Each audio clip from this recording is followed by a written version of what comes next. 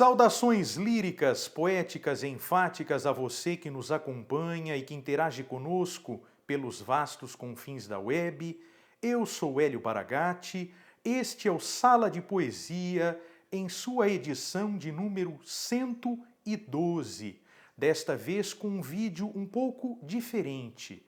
E se você que está assistindo a esse vídeo ainda não se inscreveu no nosso canal, por favor se inscreva, ative o sininho das notificações, curta, compartilhe, divulgue o nosso conteúdo, a fim de que os algoritmos do YouTube possam também fazer o mesmo, levando a um número cada vez maior de pessoas a nossa mensagem de apreço pela arte e de amor pela poesia.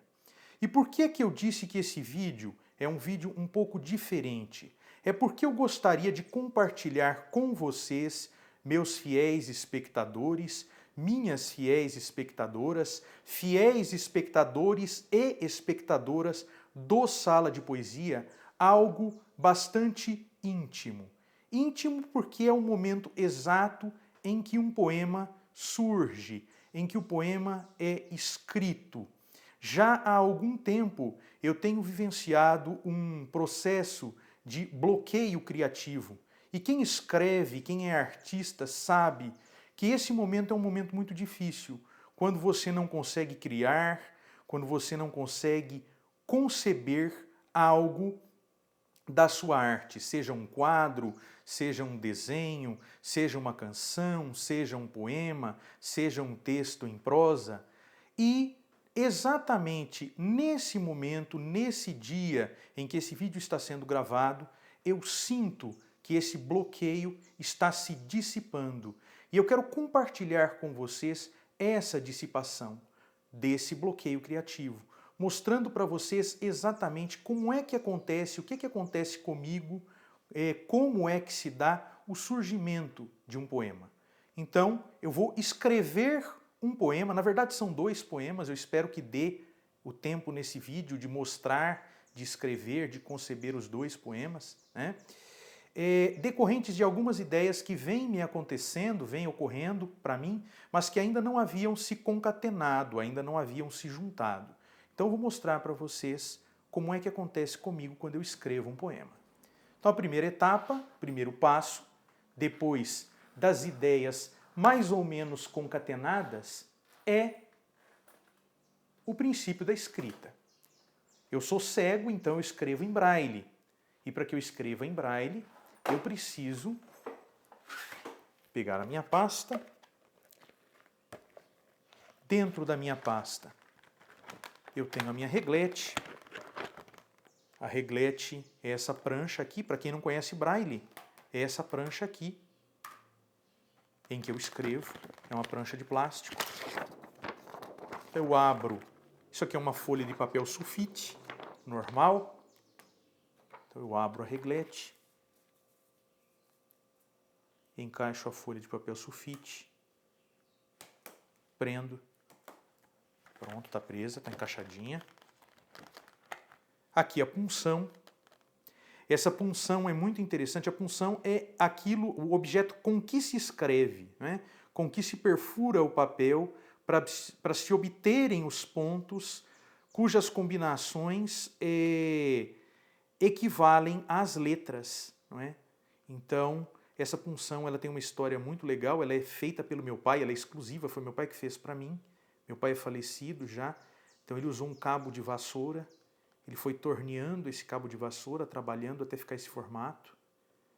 Aqui ele utilizou um cano de antena de televisão. E aqui em cima um prego para fazer a ponta. Meu pai já é falecido, ele fez duas punções dessas para mim. Então elas são exclusivas. Ninguém tem uma punção igual a minha.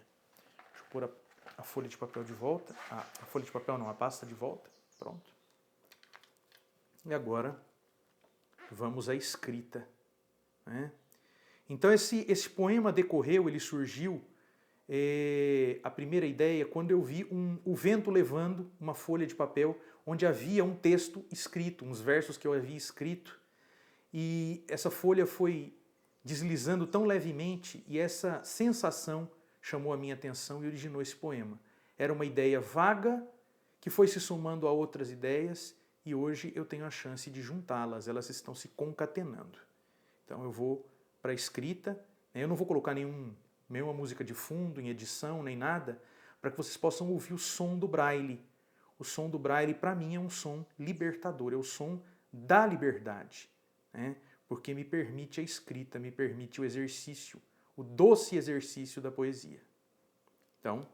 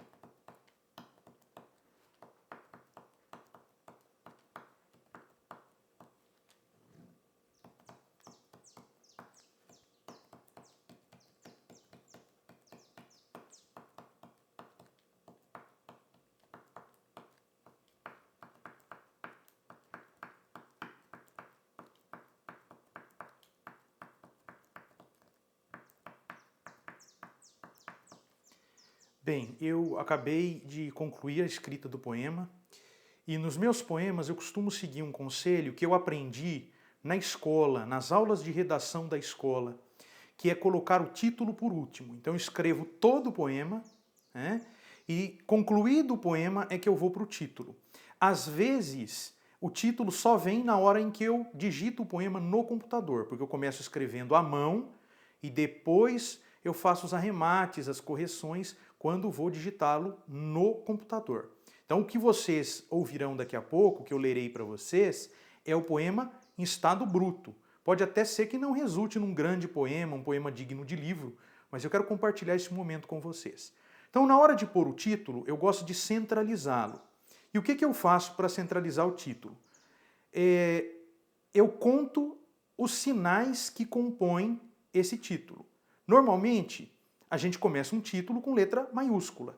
Em Braille, a gente tem um sinal para a letra maiúscula.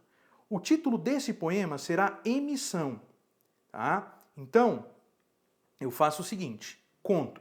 Sinal de maiúscula, 1. Sinal de maiúscula, 1. E, 2. M, 3. I, 4. S, 5. S, 6. A, 7. O, 8. Emissão. 8 sinais, 8 celas, que são esses buraquinhos, esses retângulozinhos em que a gente escreve. Então, cada linha dessas de celas tem 33 celas. Então, eu vou subtrair 8 de 33. Né? 33 menos 8 dá 25. 25 é um número ímpar. Então, eu vou usar o número par mais próximo para fazer a divisão, que é 24. 24 dividido por 2, 12. Então, eu vou pulando. Uma cela, 2, 3, 4, 5, 6, 7, 8, 9, 10, 11, 12. Na 13ª,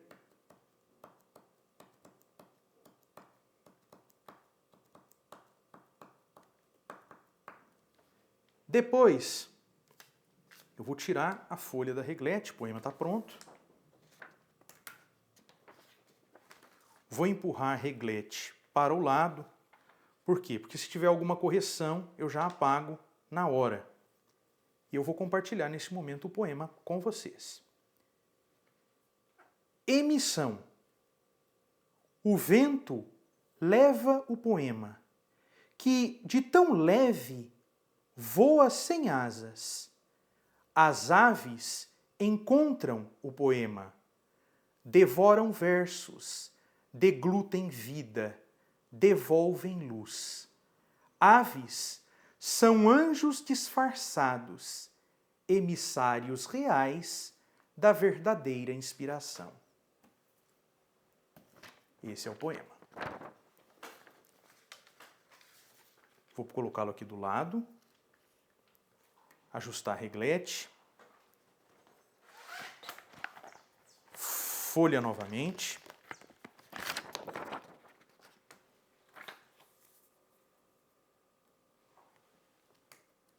Encaixadinha, apertado, punção aqui em cima, pasta fechada,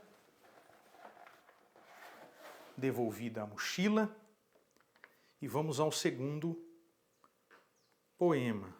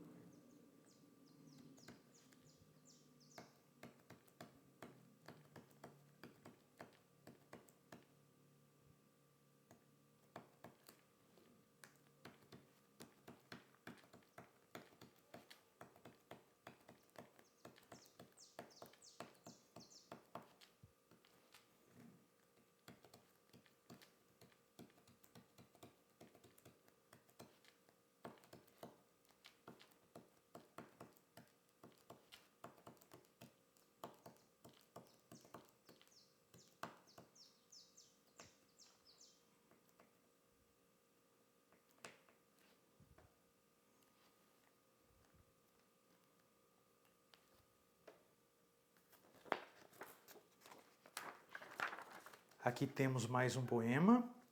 Esse ainda não tem o título, eu não pensei no título. Talvez na hora em que terminar esse vídeo o título ocorra, né? Ele tem, eu já sei que tem uma correção para fazer, né? E correção a gente faz apagando os pontos. Deixa eu achar o ponto que está aqui com problema, né?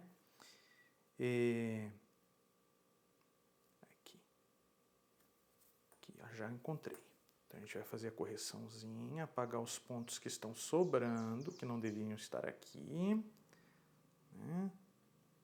Que na pressa eu pus a mais.